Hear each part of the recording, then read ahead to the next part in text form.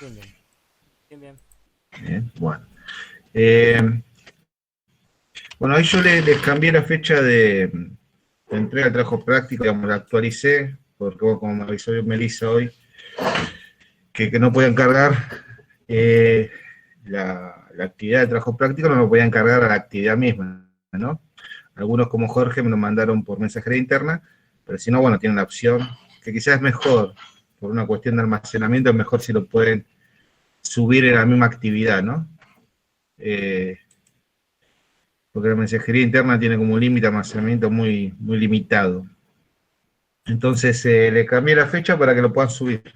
Profe, ¿quiere que se lo mande por la actividad de nuevo?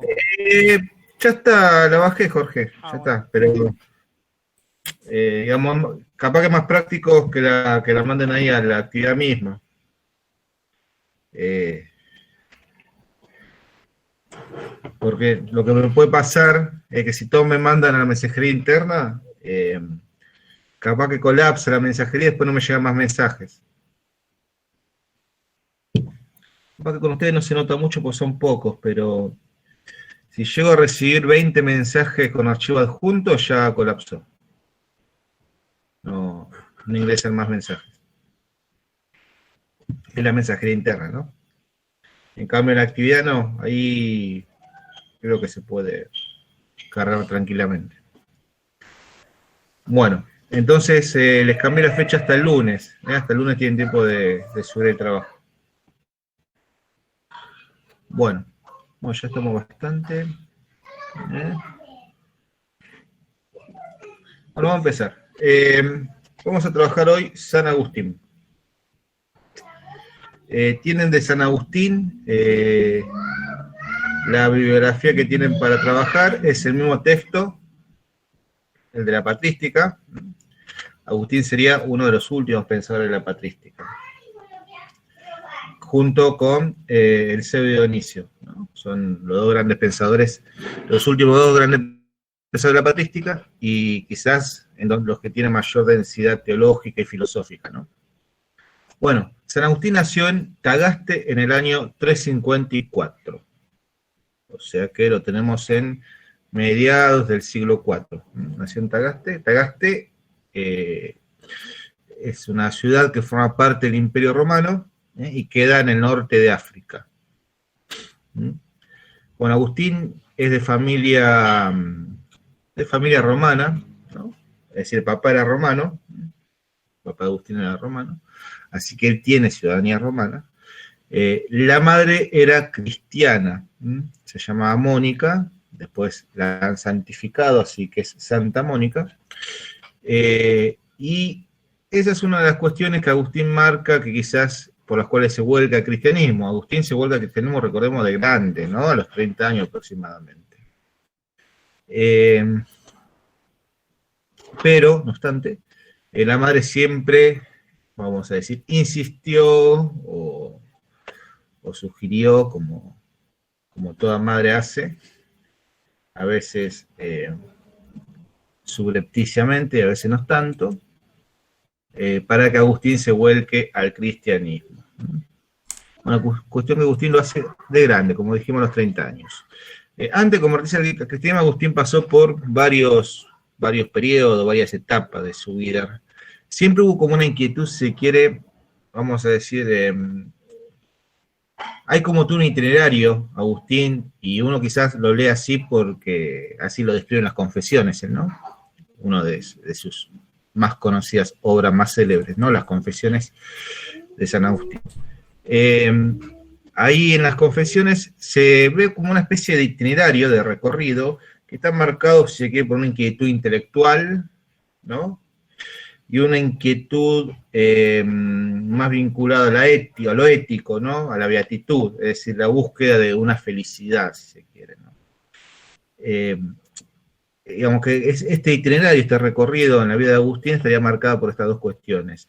Digo esto porque de ahí que los diferentes periodos donde él ha asumido algunas posiciones religiosas y filosóficas, como el maniqueísmo, que era una secta religiosa, tuvo un periodo también de cierto escepticismo, filosóficamente, pero digamos que hay que entender esto para entender por qué va adhiriendo a diferentes religiones o sectas o escuelas filosóficas, ¿no? Justamente para poder responder a una inquietud intelectual. Una de las preguntas que Agustín siempre se ha marcado de la qué es el bien, qué es el mal. De ahí la adición al maniqueísmo. En un principio él entendía que en el maniqueísmo se daba una buena respuesta acerca del bien y del mal. Disculpame, Jorge, ¿estás grabando? Sí, profe, estoy grabando. Listo, gracias. Bueno, recordemos que Jorge está grabando el audio, ¿no? Solamente. Bien.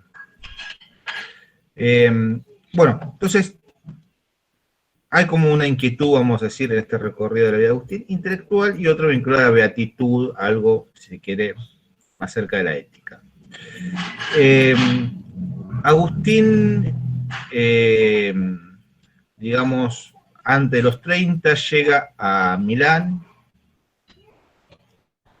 digamos que está en Roma, ¿no? Ahí conoce las obras de las traducciones de Plotino de un neoplatónico cristiano que se llama Mario Victorino. Mario Victorino era un conocido neoplatónico cristiano, digamos filósofo neoplatónico, pero cristiano, que había traducido las obras de Plotino, así que ya Agustín, fíjense, lee a Plotino, lee las Eneadas de Plotino, adhiere a la filosofía neoplatónica, de ese modo definitivamente se sale de concepciones maniqueístas, entiende entre otras cosas que la filosofía neoplatónica de Plotino da una respuesta adecuada acerca de lo que es el mal, mucho más certera que el maniqueísmo. Y él, así lo marcan las confesiones, dice que el neoplatonismo le fue preparando el alma para la recepción del cristianismo. Bueno, si uno entiende que Agustín lee a Plotino a partir de las traducciones de un cristiano, ya hay como cierta, si quiere, incidencia, ¿no?, en la lectura. Pero lo que, además de eso, amén de eso, uno lo que puede observar, y por eso la importancia y que le hemos dado al neoplatonismo en esta materia, encuentra en el neoplatonismo esta especie de filosofía, este ascetismo, o esta, vamos a decir, importancia a lo inmaterial, ¿no?, lo inteligible, sobre lo corporal. Cuestión que se adecua perfectamente, ¿no?, al estilo de vida cristiano, sobre todo la facticidad del vivir cristiano. Y bueno, y Agustino esto lo ve y encuentra luego en el esquema ontológico, metafísico del neoplatonismo, un esquema adecuado para poder sustentar, fundamentar y, vamos a decir, racionalizar los dogmas cristianos. De ahí ahora que veremos un poquito de su metafísica. Bueno, Agustín se vuelca al cristianismo, dije, ya de grande, a los 30 años aproximadamente. De hecho, ya a esa edad había sido padre, ¿no?, Agustín. Luego, cuando se vuelca al cristianismo, se vuelca, vamos a decir de un modo, con mucha intensidad, casi fuerte, digamos, no fue una conversión. Agustín lo convierte en un conocido obispo, ¿no?, que es San Ambrosio. De hecho, son las misas de San Ambrosio las que lo terminan de convertir a Agustín, o convencer para buscarse el cristianismo, y cuando se vuelca, digamos, se vuelca con mucha intensidad, casi como un modo militante. Tuvo un intento de formar una pequeña comunidad cristiana, a la cual al parecer le fue bien, y de ahí es que se larga luego a la vida eclesiástica directamente, ¿no? Convirtiéndose primero en sacerdote y luego en obispo, termina siendo obispo de Hipona, recordemos. Ya de grande. Bueno, vamos a decir esto solamente el recorrido por la vida de Agustín. Vayamos con algunas nociones. Va a haber algunas nociones que quiero sustentar. Recuerden que la bibliografía es el texto que tienen, ¿no?, ya les dije, de la patrística. Bueno, vamos a pararnos en una problemática metafísica, que es la que vamos a trabajar hoy, otra vinculada al conocimiento, a partir de la teoría de la iluminación, y dentro de la metafísica, pero lo vamos a trabajar después, la cuestión del tiempo, ¿no? La problemática del tiempo en Agustín es una problemática muy importante. Hay un montón de cuestiones que podríamos trabajar en Agustín, pero no tenemos quizás el tiempo para trabajarla en esta cátedra. Pero bueno, Agustín es un pensador muy prolífero, es decir, no solamente se pueden pensar, vamos a decir, desarrollar cuestiones vinculadas a la metafísica, a la ontología, a la política, a la antropología, sino incluso también uno podría pensar en algo que no estaba tan visible en pensadores de esta época, ¿no? Que es problemática vinculada a la semiología o la semiótica, digamos, fíjense, una disciplina, lo que podríamos llamar filosofía del lenguaje, ¿no? Y la semiología como disciplina propia, disciplina que es más que nada contemporánea, si se quiere, ¿no? De mediados del siglo XX, mediados del siglo XIX, principios del siglo XX, ¿no? Es una disciplina que tiene más desarrollo en la filosofía contemporánea. En Agustín, en el libro Magíster, el maestro, aparece una problemática semiótica y semiológica muy fuerte, vinculada al lenguaje, al signo. Me atrevería a decir, incluso más que en la filosofía quizás griega. También aparece en Agustín cuestiones interesantes, como puede ser la de una especie de preanuncio del cogito cartesiano. Tenemos en Agustín una problematización de la subjetividad y de los modos de subjetivación muy fuerte, que en muchos puntos preanuncia concepciones como el cogito cartesiano que aparecen, no sé, 10 siglos después, ¿no? 12, 11 siglos después. Entonces, también aparece una cuestión. Dice Agustín, si fallum sum, ¿no? Si me equivoco, existo. Fíjese, una cuestión de... Es decir, que el fundamento de la existencia humana se sustenta en que el sujeto, el alma, se equivoca, erra, ¿no? Duda. Agustín sostenía esta tesis para poder discutir con los escépticos. Entonces le decía a los escépticos, ¿no? Recordemos esta corriente filosófica que es propia de la época de Agustín, una escuela que tuvo mucho despliegue en el último periodo de la Edad Antigua, sobre todo en Roma, para discutir contra esta escuela filosófica, contra esta tendencia filosófica. Dice, bueno, ustedes son escépticos, el escepticismo considera que no se puede afirmar y negar, ¿no? Como no se puede afirmar y negar nada de la realidad, nada es cierto, ¿no? Todo es relativo, entonces no hay verdades. O sea, Agustín, frente a esta tendencia o esta escuela filosófica, dice, bueno, están equivocados, porque si ya el hecho mismo de dudar, como hacen ustedes, los escépticos, el hecho mismo de dudar implica afirmar algo. ¿Qué afirmo? Que afirmo que existo, porque si dudo y me equivoco, existo, entonces puedo afirmar algo dentro de ese escepticismo. Entonces, para discutir con los escépticos, decirle ustedes mismos, al tener la duda como una herramienta, están afirmando algo, y están afirmando algo de lo que no pueden dudar, ¿no? Bueno, pero en esta argumentación, fíjese, hay una especie de preanuncio, si quiere, al cogito cartesiano. Y sobre todo en la importancia que le da Agustín a la subjetividad, el modo de subjetivación del sujeto, ¿no? Esto también lo vamos a ver en la problematización del tiempo en San Agustín. Profe, ¿entra esto en la problemática de la metafísica, lo que usted está diciendo? Esta cuestión de la cuestión y todo. En la cuestión del tiempo, esta, si quiere, es una cuestión, ¿verdad? Es un argumento que Agustín usaba contra los escépticos. Si la quiere enfocar, si la problematización se la quiere enfocar, se la puede enfocar en una antropología filosófica o en la cuestión de cómo concibe al sujeto Agustín, ¿no? Porque habría una especie de cogito, si quiere, ahí dando vuelta, ¿no? Un cogitare. Ahora, si en Agustín existía, digamos, hay por eso, un filosofar, si bien este filosofar, en donde aparece con fuerza la interioridad del sujeto, digamos, toma mucha fuerza esta cuestión de asentar la filosofía en la interioridad del sujeto y en ese un nuevo modo de subjetivación que quizá no estaba tan presente en la filosofía griega. Si bien esto es cierto, y ahí uno puede relacionar como una especie de preanuncio al sujeto moderno, al cogito cartesiano, es cierto que esto se marca hay que encuadrarlo en un contexto realista, es decir, Agustín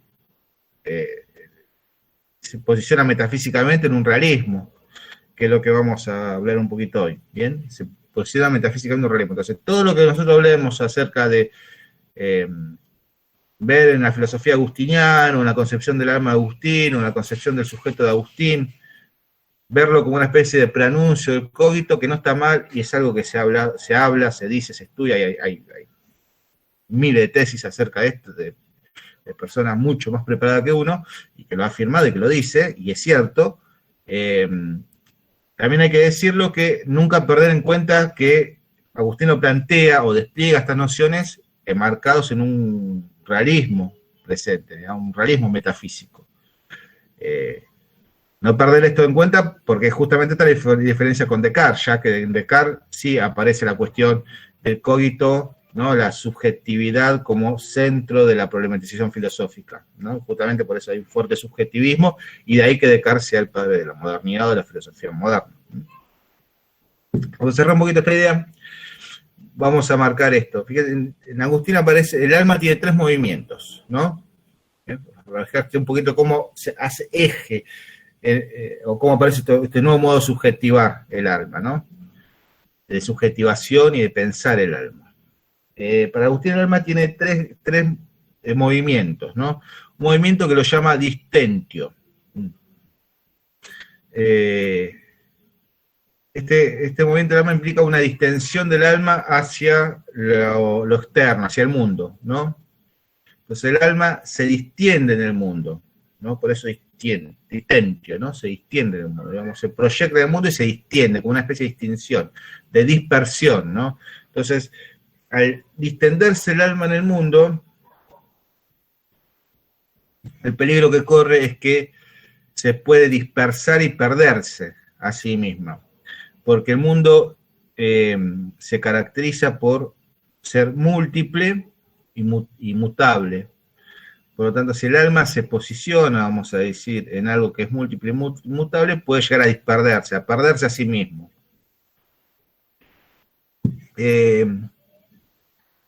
Como si fuese una especie de,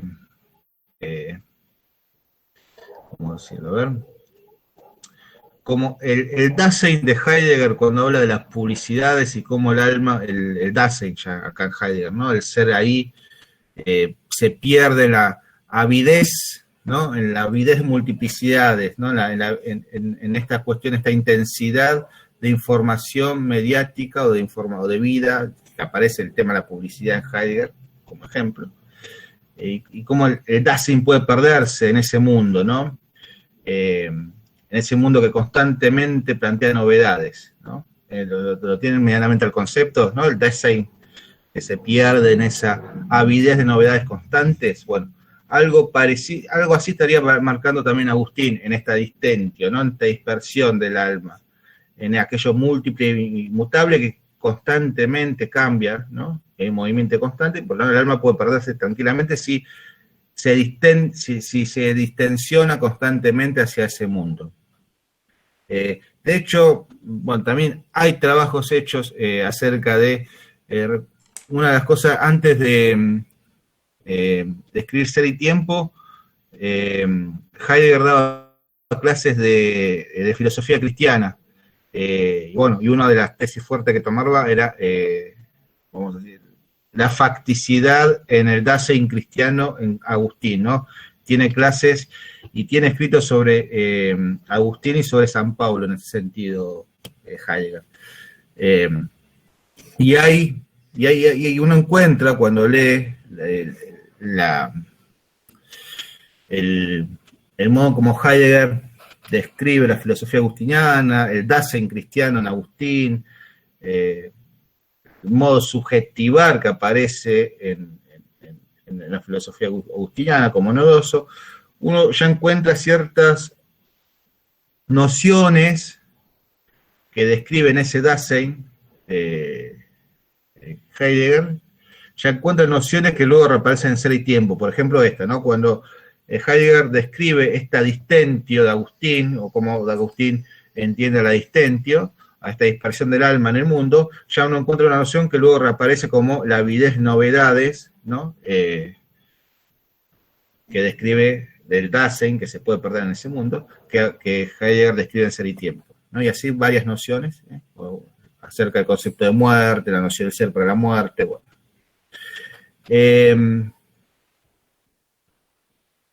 Así que digo que en ese sentido hay, uno no se animaría a decir hasta dónde ejerce influencia Agustín en Heidegger, pero al menos podemos decir que en el estudio que hizo Heidegger de Agustín aparecen concepciones que luego retoma en Ser y Tiempo.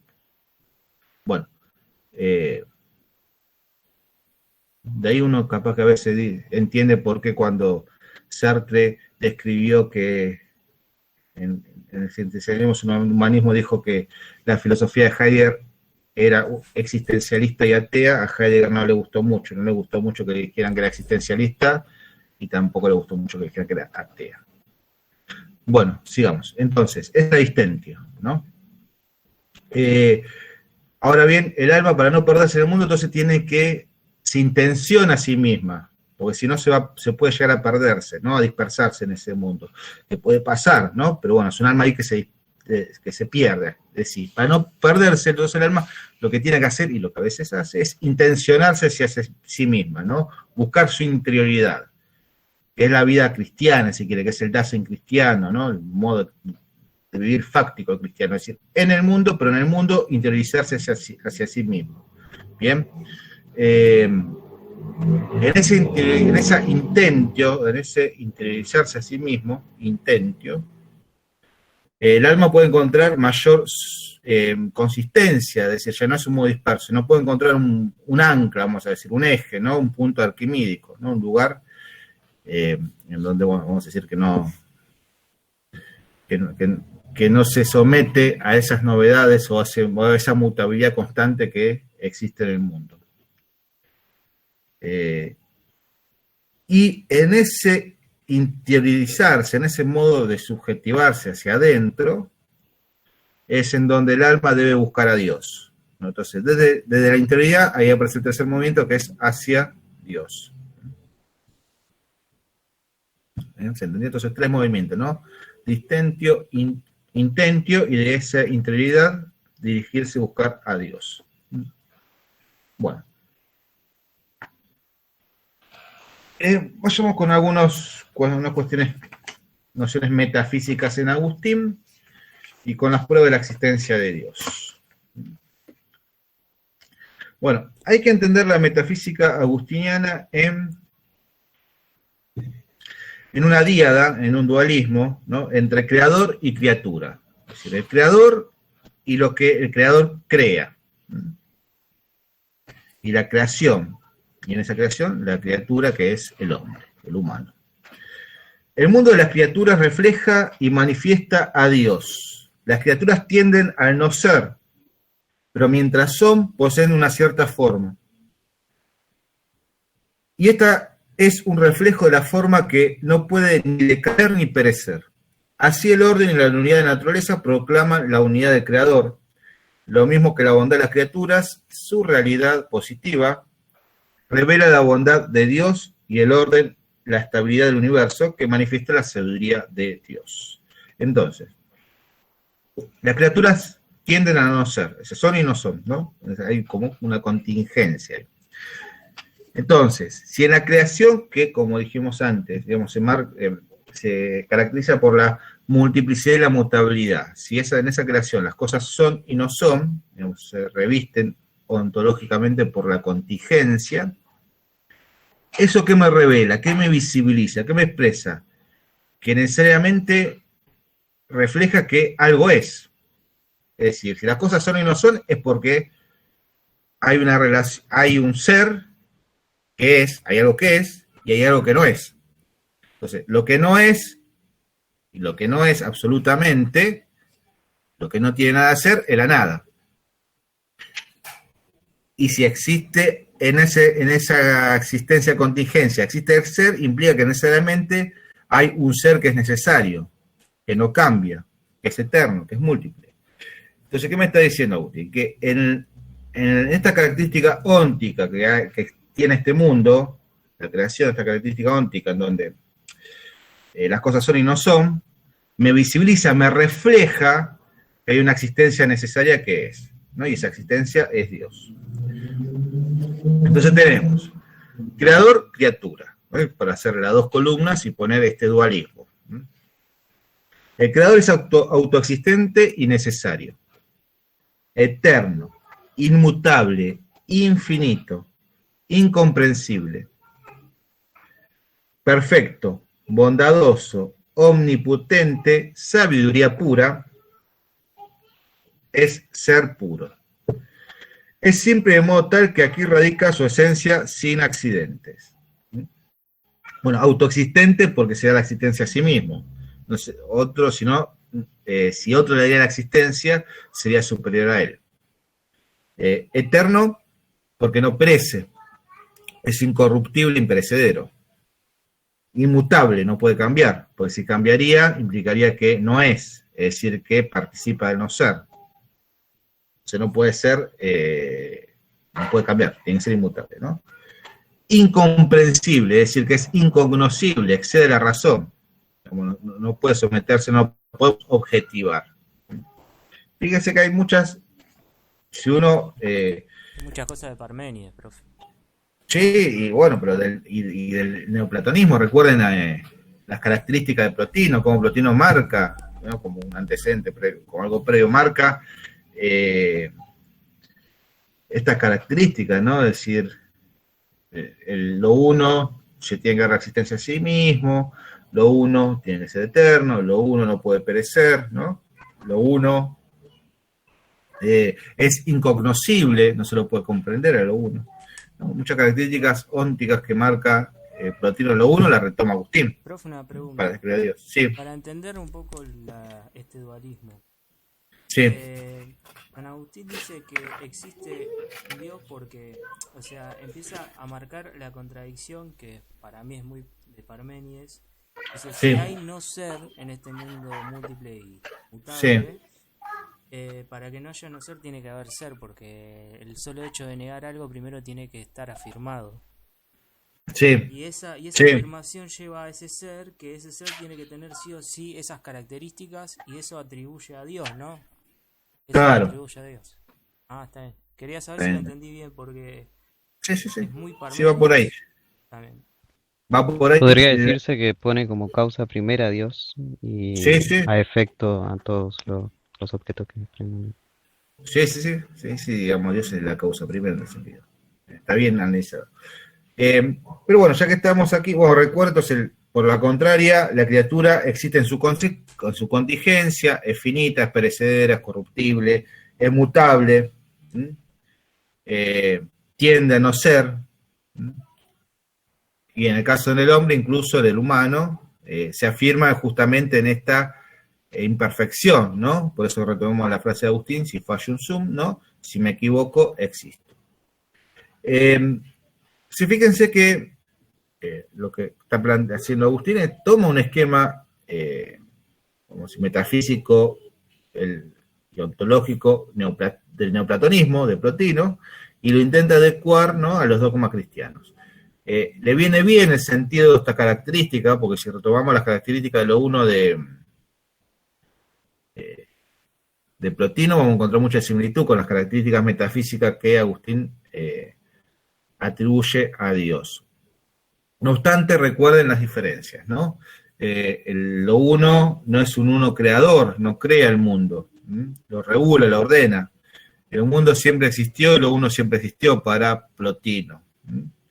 En cambio, para Agustín, Dios crea el mundo y hay creación ex nihilo. Otra diferencia importante es que Dios crea por voluntad propia, es decir, por libre voluntad. Dios desea crear y crea por voluntad, crea de la nada. En cambio, para Plotino, lo uno no emana por voluntad, sino que emana por una especie necesariedad en su naturaleza, digamos, necesariamente lo uno siempre emana. Bien, hay una necesariedad en su naturaleza que deba emanar, no porque elige emanar. Son diferencias importantes entre estos dos esquemas. Bueno. Entonces, de este modo, el creador contiene en su mente divina las razones eternas ejemplares. Acá aparece la tesis de Agustín de rationes seminales. Entonces, Dios tiene en su mente divina, como si fuese una conciencia divina, y aparece también Dios como sujeto, contiene las razones y las ideas ejemplares, contiene todas las ideas ejemplares del mundo, como si fuesen las ideas eternas platónicas, digamos, ¿no? Digamos, toda esta cuestión, todas estas ideas inteligibles que también están en Plotino, ¿no? A partir del intelecto, están en el esquema de Agustín comprendidas en la mente de Dios. Las razones ejemplares son como ideas ejemplares de las cosas, la forma de las cosas, que están contenidas en su simplicidad en la mente de Dios. De estos ejemplares eidéticos, las cosas de este mundo son. Ahora bien, cabría preguntarnos dos cuestiones. ¿Cómo es posible que emerjan seres o formas que antes no existían? En este sentido, ¿es posible crear de la nada? ¿Qué tipo de temporalidad se constituye en esta mente divina?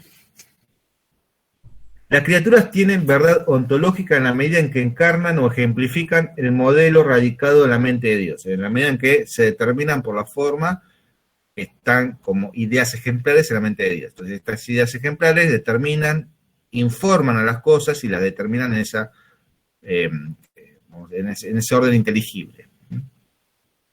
Y que Dios en sí mismo es la norma de la verdad. Esta doctrina, este ejemplarismo pasó de San Agustín a la Edad Media. Este ejemplarismo realista, por eso decimos un realismo, digamos, porque es una realidad externa al sujeto, ideal, ¿no? Idealista, ejemplarista, pero es un realismo. Bueno, esto influyó fuertemente en la Edad Media. Una doctrina que no es desarrollada por los pensadores paganos y es introducida por Agustín, en común con otros cristianos, fue la de la creación del mundo a partir de la nada, ¿no? Creación ex nihilo. No, profe. Sí. ¿Por qué es realista? No entendí. Hay realismo porque es una realidad, digamos, este orden inteligible, estas ideas ejemplaristas que están en la mente de Dios se encuentran afuera del sujeto. Bien, se encuentra, digamos, es algo externo al sujeto. Ah, ok. Bien, por eso es un realismo.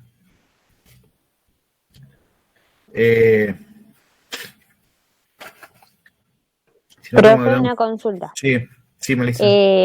¿Ejemplarismo se refiere al esquema ya platónico de la dualidad o a qué se refiere ejemplarismo? Sí, porque después lo vi también en las escolásticas con San Anselmo. Claro, bueno, sí, pues Anselmo reproduce este modelo agustiniano. Sí, ejemplarismo en el sentido que esas ideas platónicas, en ese dualismo platónico, que está bien la comparación, serían modelos ejemplares que están en la mente de Dios. Acá la diferencia es que, digamos, en Platón, esos eidos, o ese orden inteligible, se encontraba en otro plano, pero no en la mente de alguien o de un sujeto. Acá se encuentra en la mente de Dios, ¿no? Una conciencia superior, divina, se quiere. Pero esa es como una diferencia importante, ¿bien? Pero los dos son un realismo, en Platón también hay un realismo. Bueno, entonces, creación ex nihilo, Dios creó por libre voluntad, esto ya lo hablamos, esto era imposible en Plotino. Para el neoplatonismo esta norma está radicada en el nous, es decir, el orden inteligible, recuerden que en el neoplatonismo, sobre todo en Plotino, aparece en el intelecto. Bueno, de este modo formula en forma rudimentaria la doctrina escolástica de que Dios creó a partir de la nada, no una materia prima absolutamente sin forma y exenta y aparte de toda forma, sino materia y forma juntas. Es decir, Dios crea las materias y la forma al mismo tiempo. Antes no había nada y a partir del acto de creación aparece la materia y la forma. Pero para sostener esta tesitura elabora la teoría de las raciones seminales. ¿Cuál era el problema? Y hay una cuestión, hay una problemática que aparece en el Génesis. No recuerdo bien cuál era la secuencia, la creación. Hay una secuencia que presenta cierta contradicción en el Génesis, entonces que Agustín quiere responder a eso, pero si se quiere es también una cuestión metafísica que uno puede percibir. Es decir, el problema era, si Dios creó todo a partir de un acto, ¿no? Vamos a decir, el acto del Génesis. ¿Cómo es posible que luego aparecieran existencias nuevas que no están descritas o describidas o no aparecen en el Génesis? Es decir, ¿cómo aparecen criaturas, forma de vida nuevas que no aparecen en el Génesis? Y uno podría especular, no sé, si algún cristiano haya encontrado un fósil de dinosaurio, es decir, ¿cómo puede ser que exista cómo puede ser que haya existido ese ser vivo que no está descrito o que no aparece mencionado en el Génesis? Y así, bueno, como diferentes formas de vida, ¿no? Entonces, bueno, aparece un problema, se quiere, metafísico acá, y también de comprensión o de exégesis del Génesis, porque en el Génesis hay una contradicción acerca del orden de la creación. Entonces Agustín expone este concepto de raciones seminales. Entonces, ¿este concepto qué quiere decir? Primero, que Dios crea forma y materia al mismo tiempo, juntas. Y a veces, digamos, en ese acto de creación, esa forma, en ese primer acto, se visibiliza, se expresa y se manifiesta, y a veces no. A veces la forma está como injerta en la materia, como incoada en la materia, y se activa de acuerdo a la providencia divina o de acuerdo a la planificación divina, se activa en el momento que se tiene que activar, y a partir de ese momento determina la materia y le da una nueva existencia. Entonces, de ese modo, Dios crea, en un solo acto, crea, vamos a decir, todo el mundo. En un solo acto Dios crea el principio y el fin del mundo, ¿no? En un solo acto Dios crea para toda la eternidad. En ese acto Dios ha creado todas las formas de existencias posibles.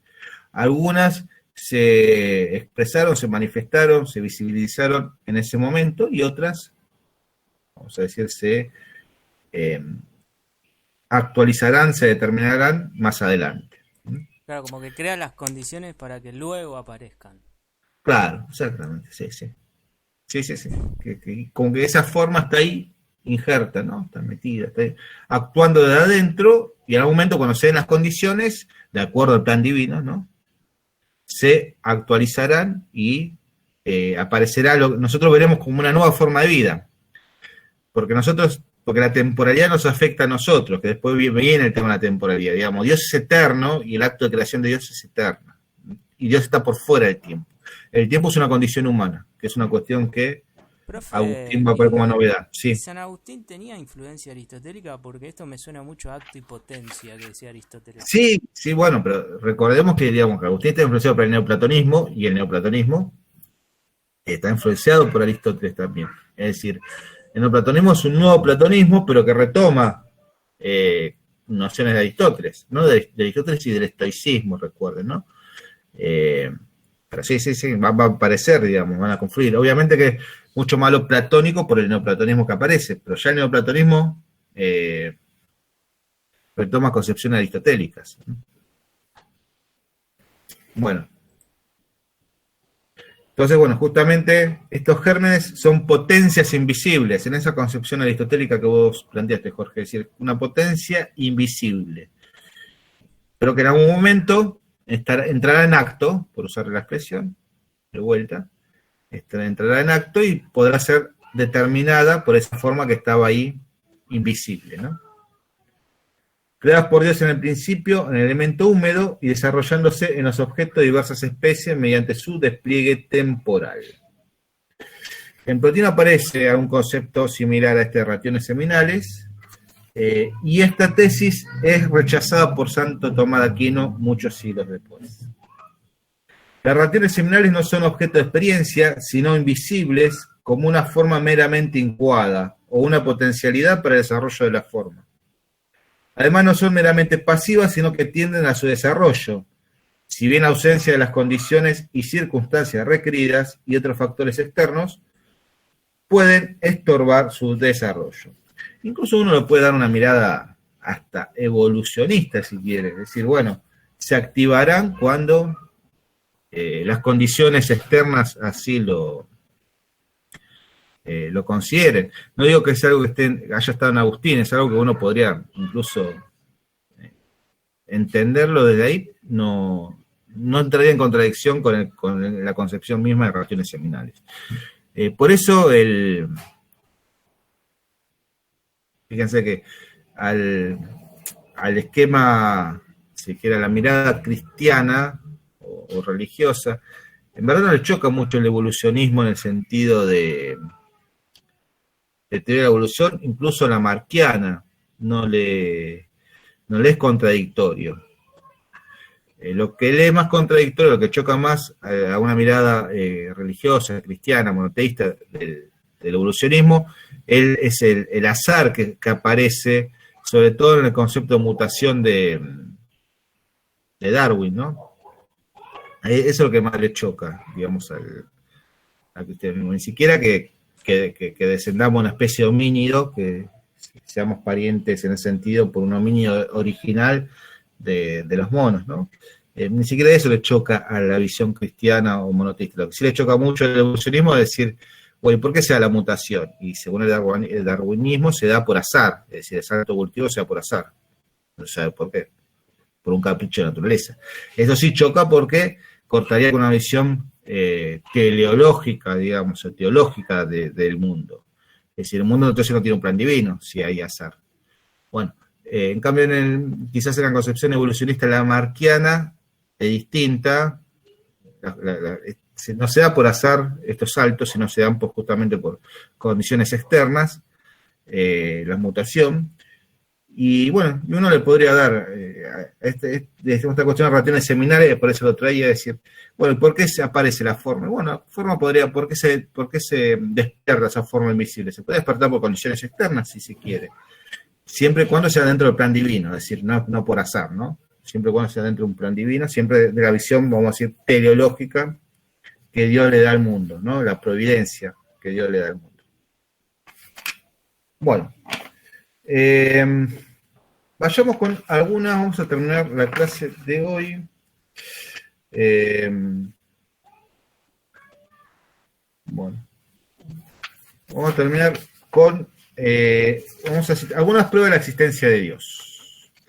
Si bien Agustín no las sistematizó, pero bueno, aparecen, vamos a decir, argumentadas o expuestas, ¿no?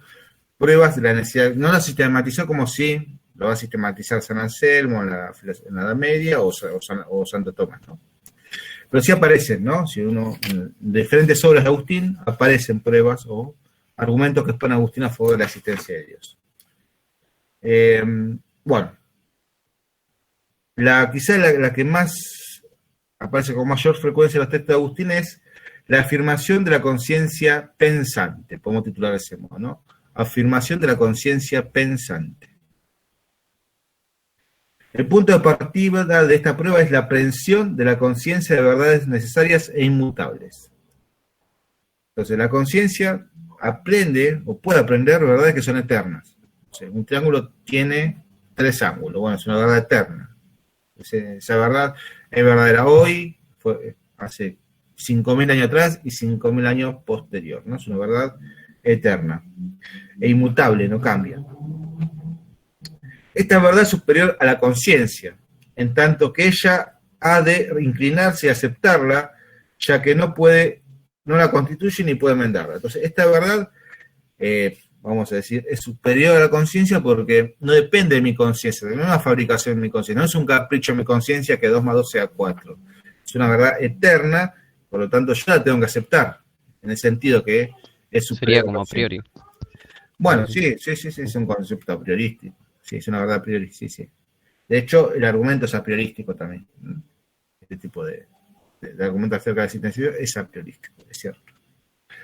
Bueno, si fuera inferior a la conciencia, esta podría cambiarla o enmendarla, y si fuera igual, del mismo carácter, sería ella misma mutable como lo es la conciencia, lo cual no lo es. La mente varía en la aprehensión de la verdad, con mayor o menor claridad, en tanto que la verdad permanece siempre la misma. Entonces las verdades eternas revelan su fundamento, la verdad misma, reflejando la necesidad e inmutabilidad de Dios. Esto se refiere a todas las normas o modelos esenciarios. Entonces, si existe esta verdad, significa que esta verdad, como dijimos, es eterna, inmutable, y se encuentra, como verdad, como idea, se encuentra en la mente de Dios. Entonces, que exista esta verdad implica que necesariamente alguien las crea, alguien las piensa, y el que las crea y las piensa es Dios, ¿no? Digamos, que exista esta verdad eterna implica necesariamente que Dios necesariamente tiene que existir. Profe, ¿y la conciencia humana es una conciencia mutable? ¿Escuché por ahí o entendí mal? Sí. Digamos, si se quiere, tiene, es propia, tiene una condición contingente como tiene la existencia humana, ¿no? De algún modo, por decirlo de otro modo, reviste mayor consistencia que el mundo externo, pero no obstante, es contingente, se equivoca, vamos a decir, sí, ¿no? sí. Es imperfecta, entonces sí, en un sentido hay mutabilidad. Bueno, prueba basada en la actitud dinámica del alma hacia Dios. Bien, esto está un poquito lo que venía hablando hoy de los 3 movimientos del alma, ¿no? Voy a retomar esa idea. El alma aspira a la felicidad y muchos se inclinan a buscarla fuera de sí mismo. Se acaba de ser una cuestión de beatitud, es decir, de búsqueda de la felicidad. Entonces, en esa búsqueda de la felicidad, primero el alma se distiende, ¿no? Se dispersa en el mundo. San Agustín trata de mostrar que la creación no puede dar al alma la perfecta felicidad que ésta busca, sino que apunta por encima de ella al Dios viviente que hay que buscar dentro de uno mismo. Así, a partir del estadio de duda inicial y su refutación mediante el Sifayum Sum, que es una especie de preliminar metódico para la búsqueda de la verdad, que asegura a la mente la asequibilidad de esta, es decir, la asequibilidad de cierta consistencia, ¿no? Certeza, el alma procede a considerar el mundo de los sentidos. Y acá aparece la distensión, ¿no? Distensión del alma hacia lo corpóreo, poniendo en peligro la fragmentación de su unidad y el riesgo de quedar atrapada su energía en lo contingente, es decir, de perderse, como esa habilidad de novedad, en esa mutabilidad, esa multiplicidad de cosas, perderse y no encontrarse, ¿no? Perderse a sí misma. Bien. En este mundo, sin embargo, no descubre la verdad que busca y entonces se mueve hacia su propia intimidad, donde después de considerar su propia falibilidad y mutabilidad, descubre la verdad inmutable que trasciende el alma y no depende de esta. Así se ve conducida la aprehensión de Dios como fundamento de toda la verdad. Y el último argumento es del consentimiento universal.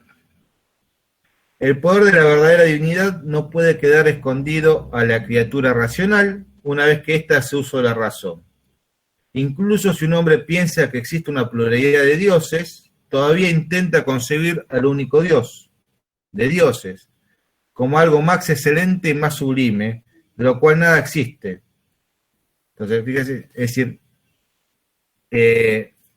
aparece como una especie de, cuando uno piensa a Dios, tiende a pensar una unidad, digamos. Cuando uno piensa de la razón y busca un fundamento último, siempre hay una aspiración, se quiere metafísica, a buscar ese fundamento último o ese principio que regule la física, el mundo, la naturaleza, ¿no? Y Agustín puede haber encontrado un ejemplo de esto en la tradición filosófica misma, es decir, de los primeros filósofos hasta su época, siempre hubo una búsqueda de un primer principio, ¿no? Una cosa primera.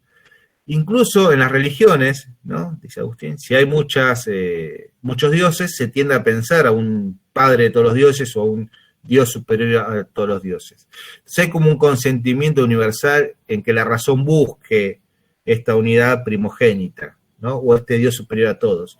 De algún modo, la razón nos muestra que tiene que haber, ¿no? Como si fuese una especie de aspiración metafísica, como dice Kant, ¿no? Como decía Kant, a Dios no se lo puede conocer a través de conocimiento teórico, sin embargo, la razón siempre aspira a buscar a Dios.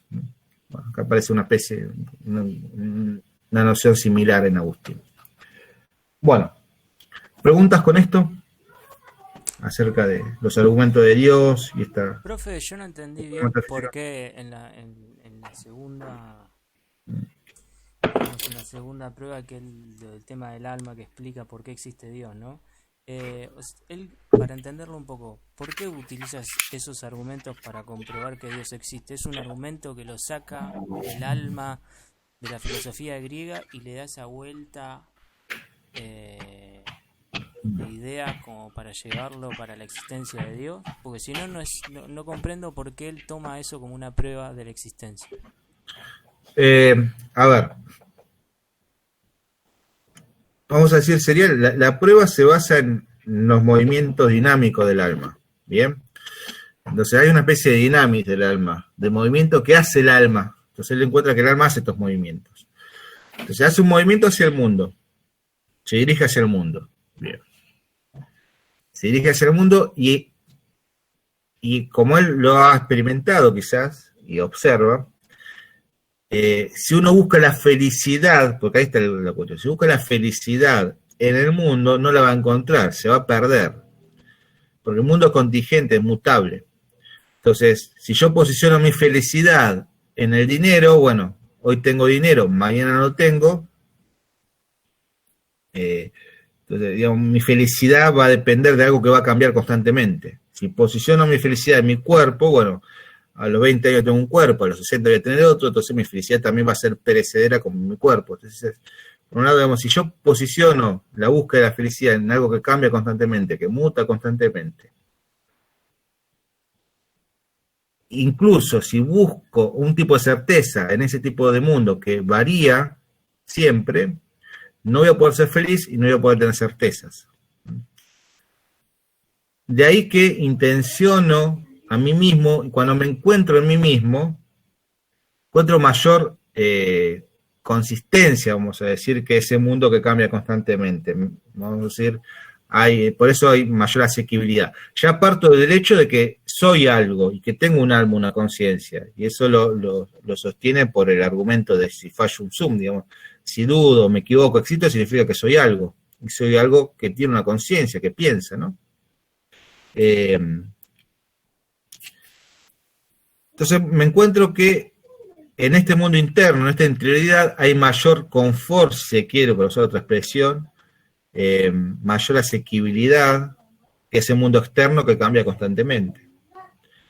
Pero aún así, yo también me puedo perder en las profundidades de mi alma, porque mi alma tiene una parte, se cree racional, y una parte irracional de emociones, ¿no? De deseos.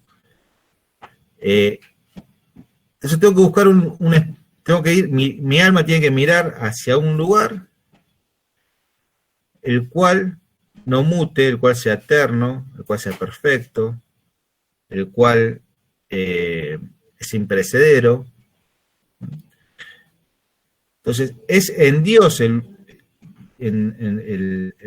la mirada, ¿no? Aparece una cuestión de la mirada que no hemos desarrollado, pero es en la mirada de Dios, y es en Dios en donde, si posiciono mi felicidad ahí, realmente voy a ser feliz, porque si posiciono mi felicidad en Dios,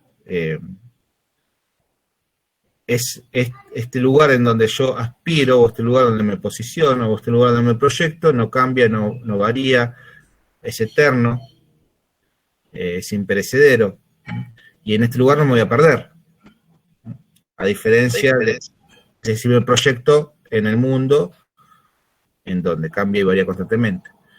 Melissa, ¿ibas a preguntar algo? No, sí, iba a preguntar si esto más adelante, desarrollándose, va a ser la espiritualidad que hablan. ¿El camino sería ese? ¿Dirigirse a Dios o...? Sí. Hay un camino inmaterial, evidentemente ahí. Sí, Profe, sí. ¿y qué sería poner, o sea, en ese sentido que usted estaba diciendo, poner la felicidad en el interior, en esto que no cambia, en eso que es inmutable, pero no en la razón, porque también ahí me puedo parar en mi propia profundidad, sería ponerlo en Dios. ¿Y explica más qué sería poner esa felicidad en Dios? Pensar en Dios, aspirar a un tipo de vida inmaterial, incorporal,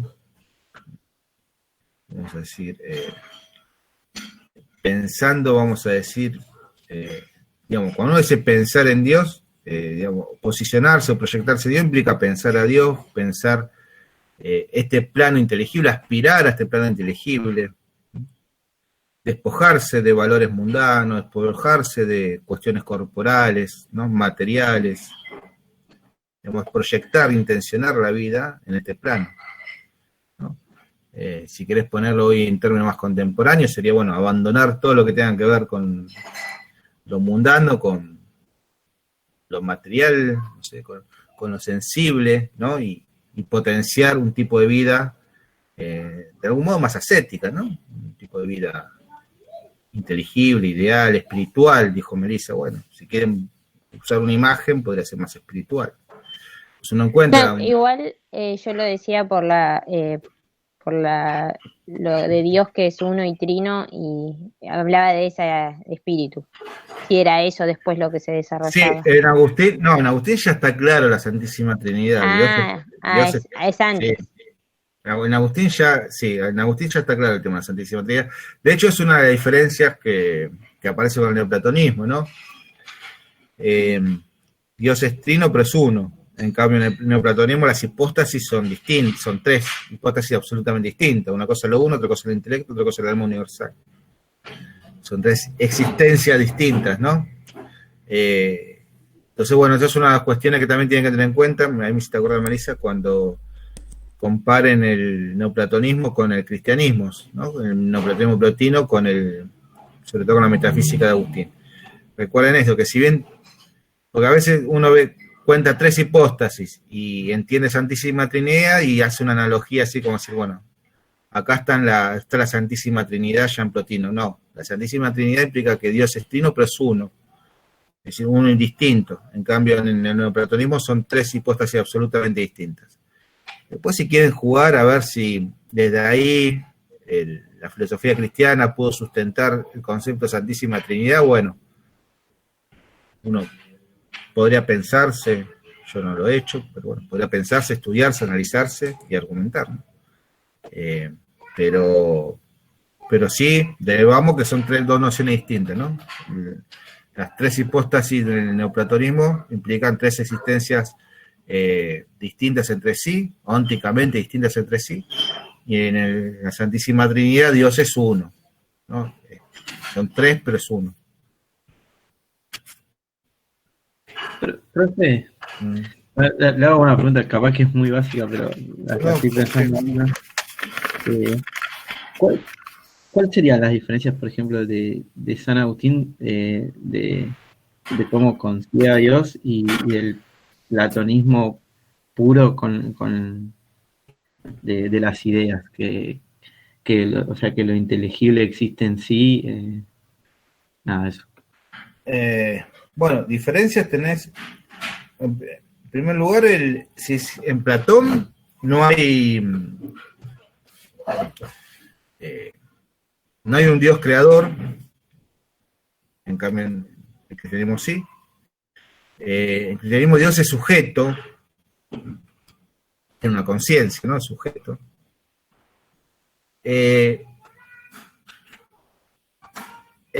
Hay que ver si esta noción aparece en lo uno, no es tan clara. Seguro que en Platón no, porque en Platón, digamos, la causa primera es, Platón a veces la llama el bien, o lo bueno en sí. Estaría como por arriba de las ideas, digamos, o sea, creadora de las ideas. Claro, en Dios sí, pero en Platón aparece Claro, un por eso, sujeto, San Agustín un creo. sujeto como claro, parece, digamos, la causa primera es un ente inteligible, ¿no? Digamos, es el bien, que es cierto que Platón tampoco lo describe acabadamente, pero de ningún modo es un sujeto, ¿no? Una inteligencia suprema. Otra diferencia importante, que bueno, esto también se comparte con el neoplatonismo, recuerden como que no es creador, sino que ordena el mundo. Es el punto originario del cual se sustenta el orden inteligible,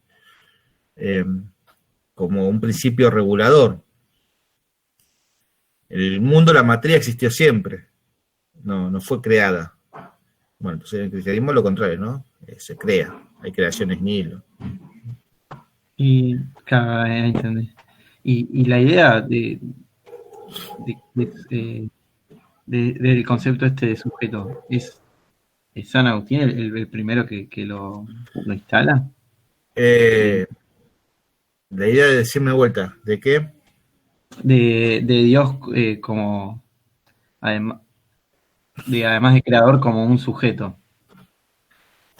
Como creador, sí, aparece en el monoteísmo, aparece. Si se quiere, ya aparece en el monoteísmo judío, aparece en la filosofía judía con Filón y en la filosofía cristiana, ¿no? Entonces aparece ya aquí, ¿no? En las filosofías monoteístas, la idea de Dios creador. Como sujeto, bueno, en la filosofía monoteísta seguro. Habría que ver en el neoplatonismo, habría que ver si esa caracterización de lo uno como intuición de sí mismo implicaría una conciencia o un sujeto. Claro. No sé, habría que indagar. Es un poquito más claro en el intelecto, quizás, porque el intelecto se piensa a sí mismo. Si se piensa, uno puede decir, bueno, entonces hay una inteligencia suprema, autoconsciente. Hay que ver en lo uno, ¿no? Porque lo uno que encontramos ahí es que lo uno es intuición de sí, en Plotino al menos. Bueno, pero es claro en el monoteísmo, ahí sí es claro. Sí. Lo que sí sabemos es esto, que no son, aún así, lo uno no crea el mundo, recuerden, ni siquiera en Proclo, ni en Plotino, en ningún neoplatonismo pagano aparece la idea de un Dios creador, y tampoco que crea por libre voluntad, ¿no? Recuerden que este Dios neoplatónico emana, ¿no? Por propia naturaleza. ¿Bien? Sí, perfecto. Bueno, vamos a ir tocando algunos temas y leyendo algunas citas de Agustín. Bueno, una problemática que va a repercutir y es muy común en la Edad Media, ¿no? El tema de la razón y la fe, ¿no? La relación entre razón y fe. Para Agustín no hay ninguna diferencia esencial entre filosofía y teología, porque la verdad plena, máxima aspiración de la filosofía, se da solamente en el cristianismo. Es una cuestión que yo les decía, decir, no parece una preocupación por distinguir la filosofía y la teología, ni en Agustín, ni en la mayoría de los pensadores luego medievales, ¿bien? ¿Por qué no parece un problema? Porque, digamos, es como que el cristianismo es la filosofía verdadera, si quiere. Es la culminación de la filosofía griega. Esto que ya vimos en Justino, ¿no? Como que la filosofía griega es propedéutica a la llegada del cristianismo. Entonces no hay una preocupación por diferenciarlas, ¿no? De hecho, por eso uno digamos, lee las confesiones de Agustín y por momento parece un libro de autoayuda cristiano y teológico en ese sentido, y por otro momento es un libro que tiene una densidad filosófica fuerte. Bueno, esto se da porque a Agustín no le preocupó decir, bueno, en esta parte estoy haciendo teología o catecismo y en esta parte hago filosofía, ¿no? Digamos, él escribía como un pensador, un escritor que escribía, y en ese escribir se discurren, digamos, cuestiones teológicas y filosóficas al mismo tiempo. Porque no tenían una preocupación por diferenciarlas. El primero que lo diferencia es Aristóteles, pero bueno, perdón, Santo Tomás de Aquino, pero ¿por qué es el primero que lo diferencia? Porque justamente en ese periodo el cristianismo descubre esos cristianos, ¿no? los cristianos del siglo XIII, descubren todas las obras de Aristóteles, que estaban perdidas en el tiempo, y ahí se preocupa, dice, bueno, ¿qué es esto? Tenemos todo un sistema filosófico que nos da la misma respuesta que la religión, que la Biblia, pero que no tiene nada que ver con la Biblia. Entonces ahí, bueno, ¿y esto qué es? Bueno, esto es filosofía y esto es religión, y ahí es donde empieza a marcarse la diferencia, en donde Tomás marca la diferencia. Bueno, una cosa es teología, otra cosa es filosofía. Pero bueno, acá no aparece esa preocupación. Dice Agustín, no puede negarse en consecuencia que hay una verdad inalterable que abarca en sí todas las cosas inmutables y verdaderas. No puede decirse tuya, ni mía, ni de nadie, sino que pertenece a todos los que ven realidades invariablemente verdaderas. Es un fulgor secreto y público que de arte maravilloso esté presente a todos y a todos se comunique. Nosotros los cristianos creemos y enseñamos y hasta hacemos depender de ello nuestra salvación, que la filosofía, esto es, la aspiración a la verdad, y la religión no son distintas una de otra. Como que la filosofía aspira a la verdad absoluta, universal, y la religión también, así que no son dos cosas distintas. Por eso, si bien sí, obviamente Agustín distingue la fe y la razón, pero no ve una relación, vamos a decir, contradictoria entre ellas, ¿no? De ahí el famoso credo ut intelligam de Agustín, ¿no? Creer para conocer, conocer para creer, ¿no? La fe llega donde la razón no alcanza y no aspira a sentir, sino sobre todo a comprender. El cristiano cree para comprender mejor y quiere comprender más para creer mejor, ¿no? Como que no hay una relación, vamos a decir, simbiótica entre ambas.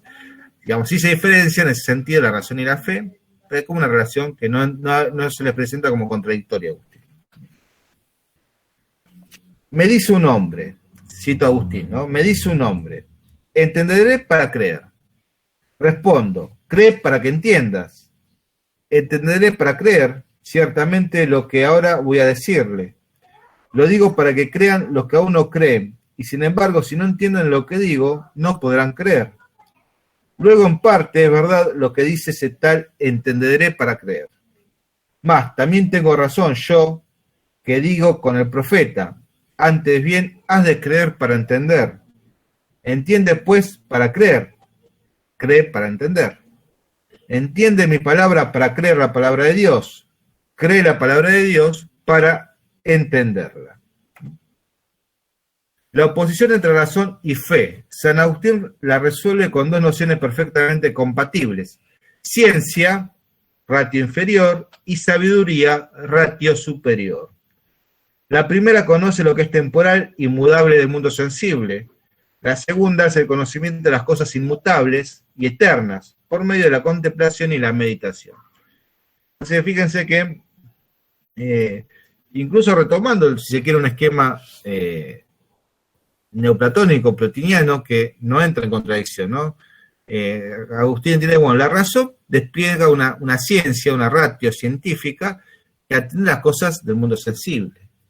Ahora, para acceder a la verdad de Dios, hay que salirse un poco de esa ratio, y ahí aparece la sabiduría, ¿no? Que está vinculada más a la fe. Recuerden el misticismo, el salto de éxtasis que tienen que hacer el alma en el intelecto para poder acceder a lo uno de Plotino, ¿no? Entonces ya el neoplatonismo le ofrece ciertas herramientas para poder articular esto y que no entre en contradicción. La sabiduría es el ideal superior, buscar conocer a Dios y el alma. Bueno. Algunas nociones acerca del mundo en Agustín. Naturaleza, el orden, la belleza y la proporción del mundo es obra de Dios e imagen de la Trinidad. Bueno, acá aparece una cuestión de un argumento que luego retoma Tomás. Digamos, la naturaleza tiene un orden, una belleza. Entonces, ese orden, esa belleza, esos diferentes grados de perfección que uno observa en la naturaleza reflejan un orden superior, y ese orden superior está dado en Dios. Bueno.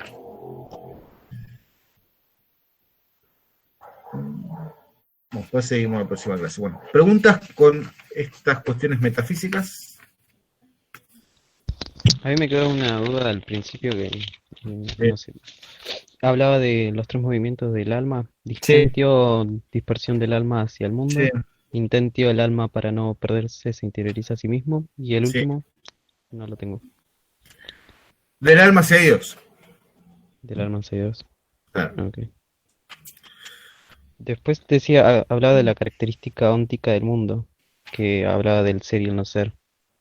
Es contingente, perecedero, mutable, mudable, Ok. Bueno, eso. corrupto.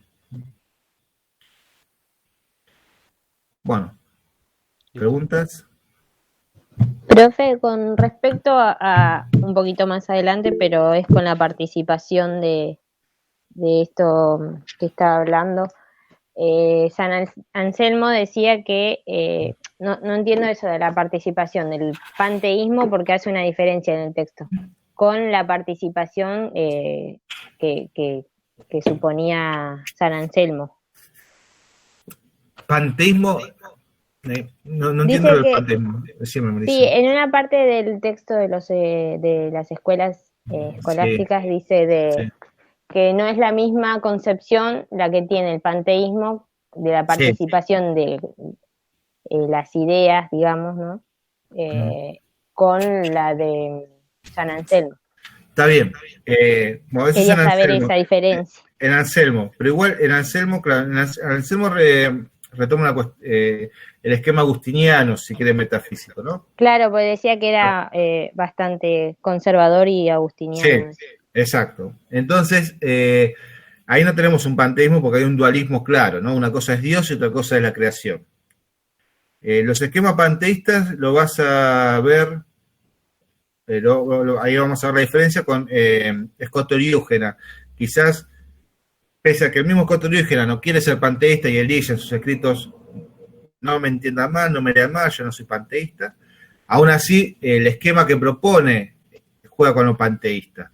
Recordad que panteísmo quiere decir, ¿no? Vamos a decir, pan, la expresión pan es realidad, totalidad, ¿no? Una totalidad, la totalidad de la realidad, la naturaleza como totalidad de la real, y teísmo, ¿no? Como que no hay una diferenciación entre la totalidad de la realidad y Dios, sino que Dios es en las cosas y las cosas son en Dios.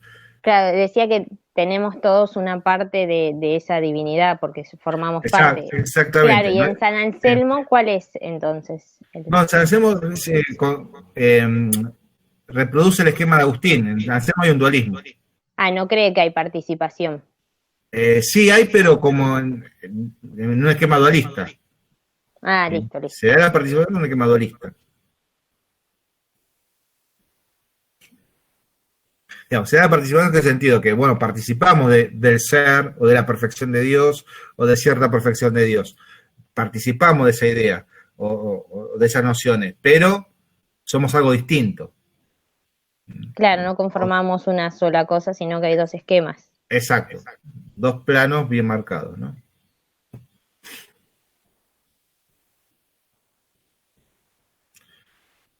Bueno, nos vemos la semana que viene, chicos. Voy a seguir con teoría de la iluminación de San Agustín y la noción de tiempo de Agustín. Profe, le hice una pregunta por chat. A ver. Gracias. ¿Quién contradice la teoría de San Agustín? Bueno, sí, vas a tener muchos. Bueno, uno seguramente es Santo Tomás de Aquino.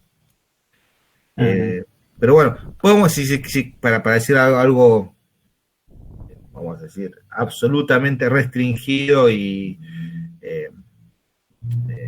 resumido.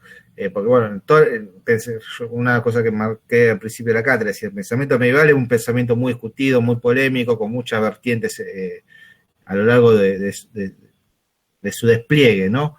Pero para decir algo resumido y en dos palabras, para pecar en ese sentido, entender que hasta la llegada de Aristóteles a la Edad Media, el pensamiento medieval tiene una fuerte impronta agustiniana,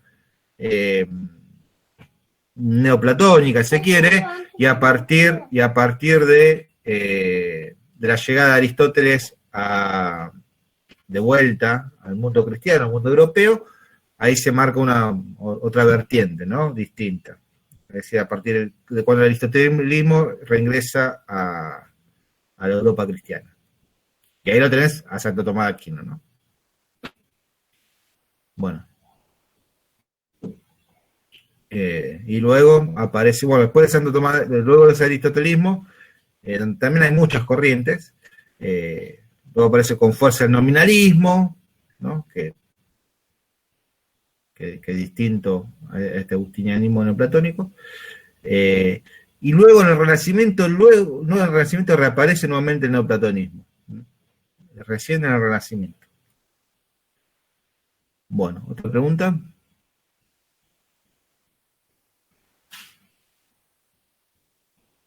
Bueno, entonces nos vemos la semana que viene, ¿eh? Descansen, chicos. Chao, profe. Chao, Marisa. Chao.